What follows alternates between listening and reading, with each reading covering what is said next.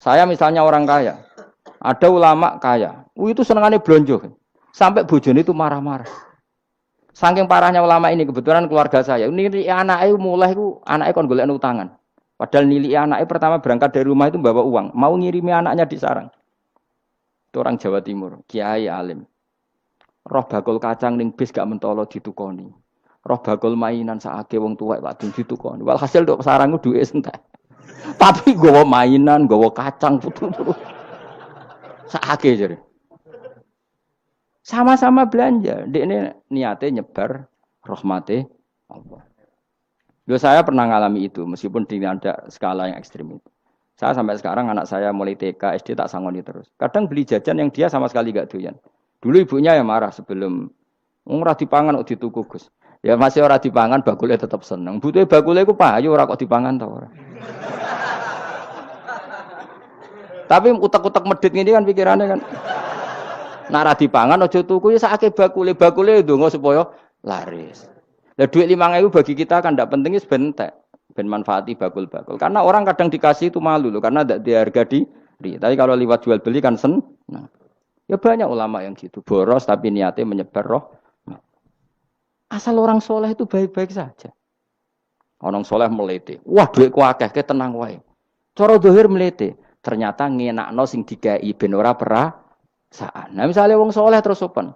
Duitku pas-pasan tak pangan sesuk wae ora ono. Sing dikai ya sungkan le dul-dul. Maka wong soleh kudu melete ben sing dikai ora sungkan. Bar ngekek dhuwit wong 100.000. Lah iya lanjiran dhuwitmu akeh ora iso tak hitung ning omah. Ijek karungan. Lah kok karungan piye? Dhuwit 1.000 kerja kok karung gak sak. Butuhe ngenakno sing digawe apa? Ngenakno sing digawe. Asal wong soleh, dekne ngomong gitu itu niatnya juga soleh. Tapi nak wong ra soleh pancen mlete tenan. Bolak-balik wong ra soleh iku masalah. Makanya kancani wong soleh. Mergo wong soleh itu orang yang luar biasa. Kanjeng Nabi ku nak dahar sering ning jaba. Ya biasa.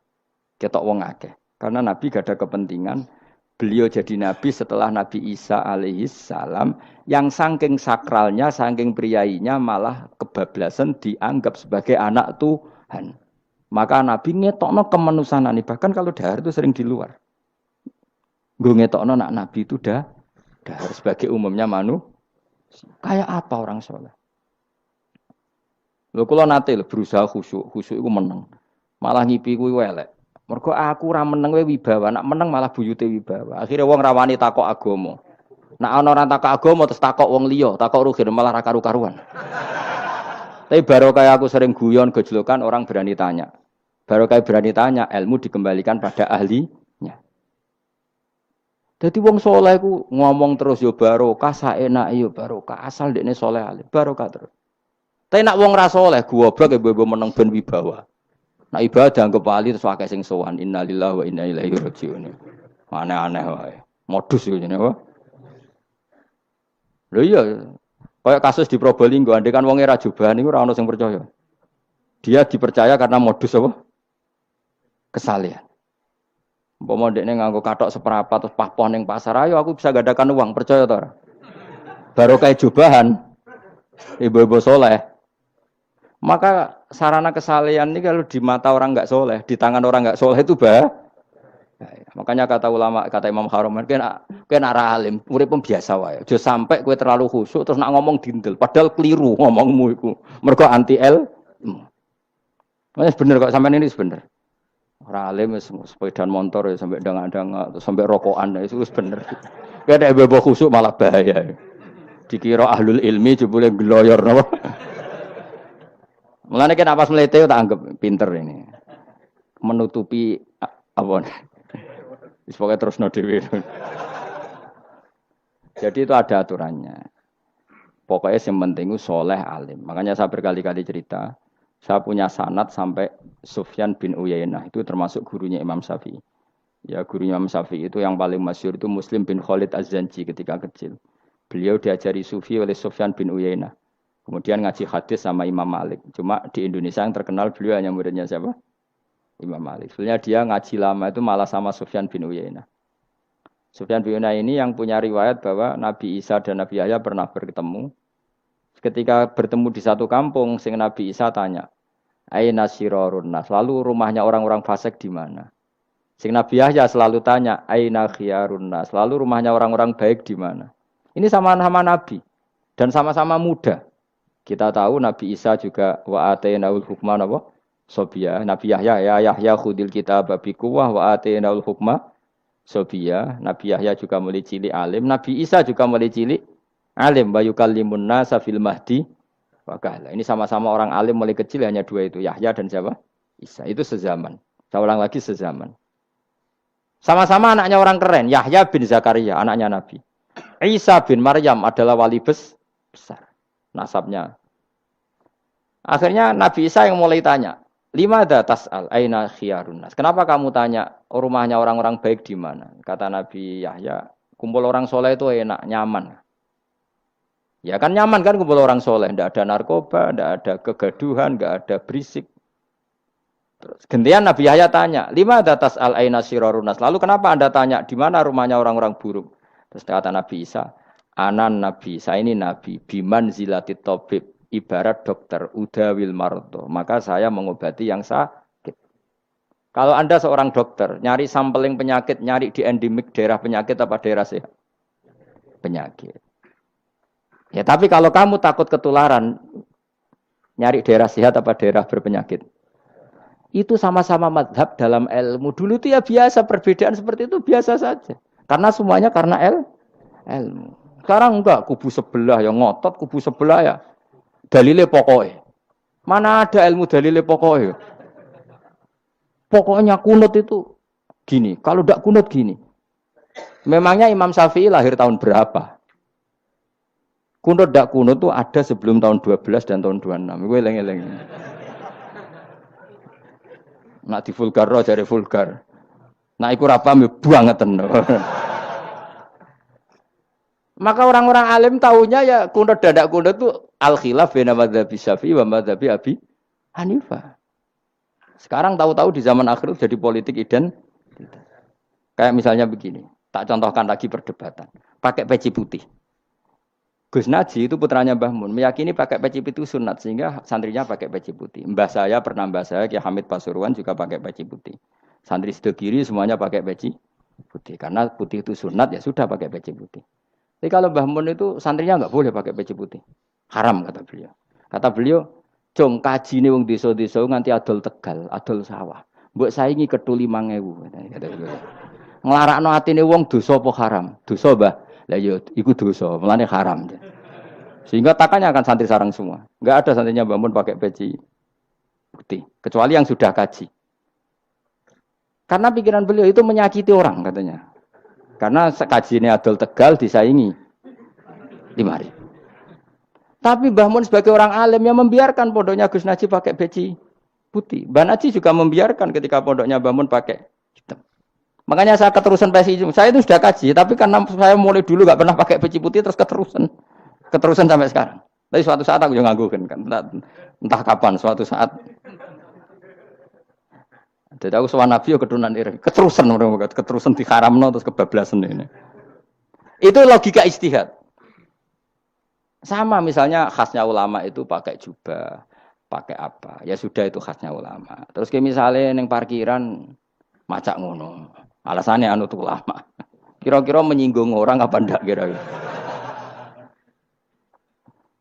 Kowe kelakuanem cek ra karuan jubah sunah Rasul terus kene parang tritis delok wong macem-macem jubah. Kacau gak?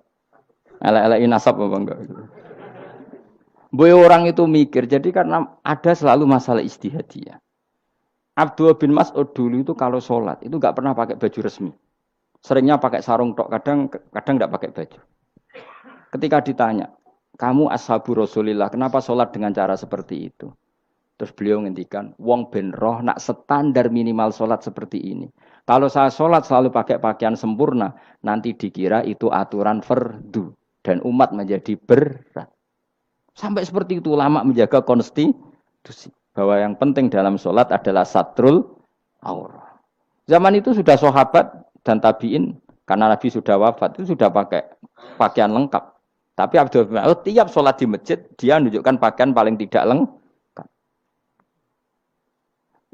Jadi pernah beliau sholat itu hanya pakai sarung, terus diikatkan di lehernya. Ketika ditanya, dulu kita dengan Nabi pernah sholat seperti ini. Akhirnya ulama menjadi tahu nak ngono sholat paling pokok itu nutupi mabena surah war rukbah. Andai kan tidak ada cerita Abdul bin Mas'ud mungkin dikira sholat syarat sahnya ya seperti itu. Maksudnya pakai jubah terus, pakai pakaian begitu terus. Barokahnya Abdul bin Mas'ud orang tahu standar minimal. Jadi kalau ulama itu motifnya seperti itu. Rasulullah kira-kira senang qiyamul lail apa enggak? Senang. Tapi beliau qiyamul lail di masjid hari keempat, hari kelima sudah tidak keluar ke masjid. Karena Nabi kalau selalu melakukan nanti dikira itu. Tapi kalau enggak melakukan nanti orang enggak qiyamul lail. Maka Nabi pernah melakukan ya pernah tidak.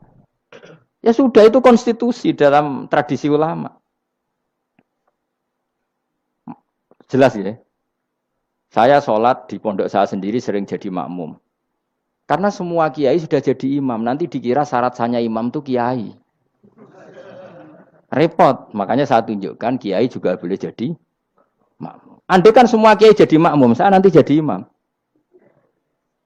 Ya semua ulama mulai dulu tradisinya gitu. Karena yang dikatakan fardu kifayah itu kalau sudah ada yang melakukan, yang lain tidak usah. Biar seimbang.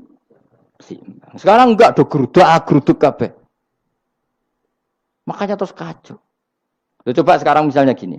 Andai kan semua orang melakukan kebenaran kesunatan, yaitu misalnya semuanya ambisi iktikaf ning masjid. Terus tidak ada orang melakukan kebenaran ngrumat yatim, ngrumat jenazah, ngrumat jalan-jalan raya, kan kacau. Mergo semuanya satu variasi kebenaran iktikaf ning masjid. Cah yatime sedang do mati, mergo do iktikaf kabeh.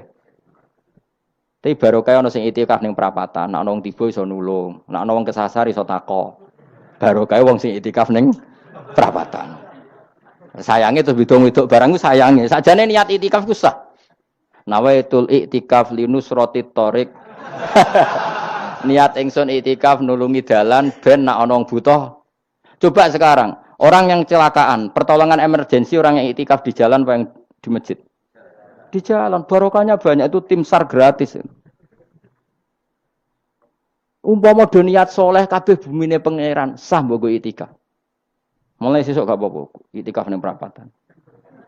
Tapi buktikan kamu tidak berbuat macam atau tulisi relawan orang tersesat. Jadi ajane kebaikan itu ada di mana-mana. Makanya Nabi menyatakan kebaikan orang itikaf ya dikatakan Nabi baik. Orang yang jalan-jalan kemudian ada duri disingkirkan juga disifati Nabi orang baik. Orang yang rumah yatim disifati Nabi orang. Bahkan orang yang hubungan intim dengan istrinya sama Nabi ya disifati orang baik. Sampai sahabat tanya, masa urusan gitu dapat pahala ya Rasulullah? Loh iya, andai kan itu sama orang lain kan malah dosa. Berhubung sama istrinya maka dapat pahala. Kayak apa Nabi ngitung kebaikan sekian banyaknya. Tahu-tahu di zaman akhir kubunya saja yang baik. Ini apa-apaan?